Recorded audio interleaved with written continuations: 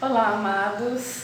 Mais um dia do nosso propósito. Hoje vamos fazer a leitura do capítulo 21 do Evangelho de Lucas. Aqui Jesus já está há poucos dias antes de ser crucificado, mas ainda assim ele tem muito que nos ensinar. Vem comigo?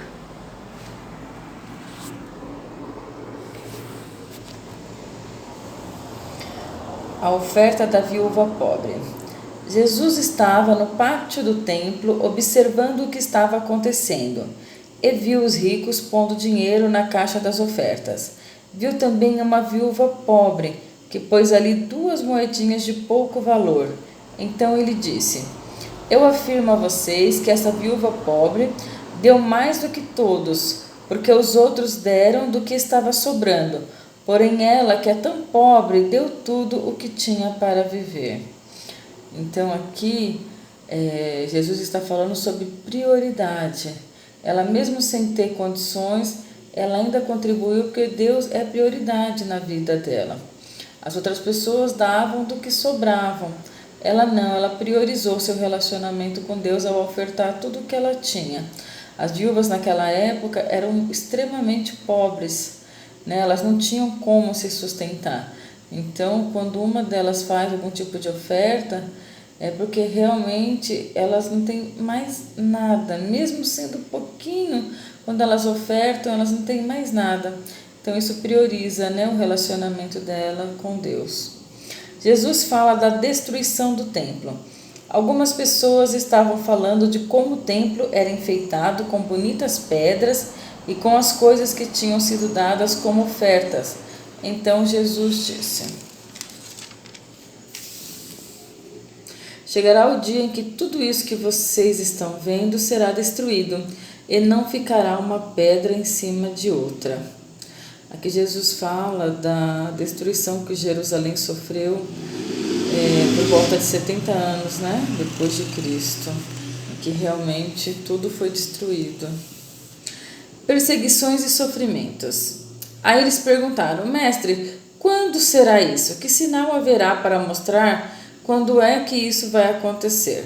Jesus respondeu: Tomem cuidado para que ninguém engane vocês, porque muitos vão aparecer fingindo ser eu, dizendo: Eu sou o Messias, ou já chegou o tempo. Porém, não sigam essa gente. Não tenham medo quando ouvirem falar de guerras e de revoluções, pois é preciso que essas coisas aconteçam primeiro. Mas isso não quer dizer que o fim esteja perto. E continuou: Uma nação vai guerrear contra outra, e um país atacará o outro. Em vários lugares haverá grandes tremores de terra, falta de alimentos e epidemias. Acontecerão coisas terríveis, e grandes sinais serão vistos no céu.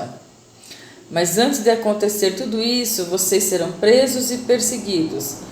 Vocês serão entregues para serem julgados nas sinagogas e depois serão jogados na cadeia. Por serem meus seguidores, vocês serão levados aos reis e aos governadores para serem julgados. E isso dará oportunidade a vocês para anunciarem o Evangelho. Resolvam desde já que não vão ficar preocupados antes da hora com o que dirão para se defender. Porque eu lhes darei palavras e sabedoria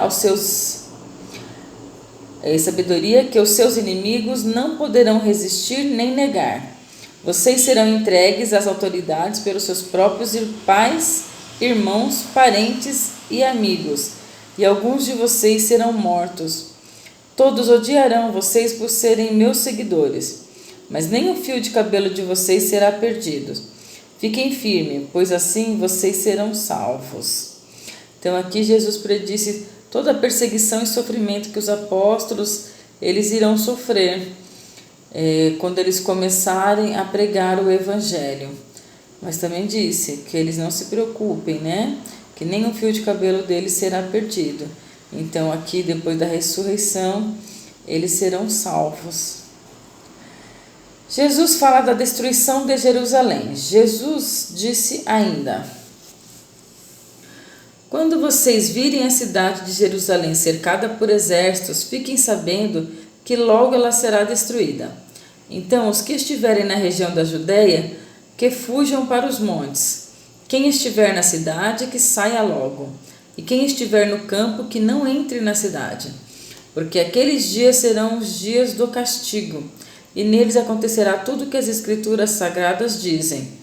Ai das mulheres grávidas e das mulheres que ainda estiverem amamentando naqueles dias, porque virá sobre a terra uma grande aflição. Cairá sobre essa gente um terrível castigo de Deus. Muitos serão mortos à espada, e outros serão levados como prisioneiro para todos os países do mundo. E os não-judeus conquistarão Jerusalém, até que termine o tempo deles fazerem isso. Então aqui está predizendo, o castigo que Jerusalém irá sofrer por não aceitarem Jesus como seu Salvador. A vinda do Filho do Homem. E Jesus continuou: haverá sinais no sol, na lua e nas estrelas, e na terra todas as nações ficarão desesperadas, com medo do terrível barulho do mar e das ondas. Em todo o mundo, muitas pessoas desmaiarão de terror ao pensarem no que vai acontecer, pois os poderes do espaço serão abalados. Então o Filho do Homem aparecerá descendo numa nuvem, com poder e grande glória. Quando essas coisas começarem a acontecer, fiquem firmes e de cabeça erguida, pois logo vocês serão salvos.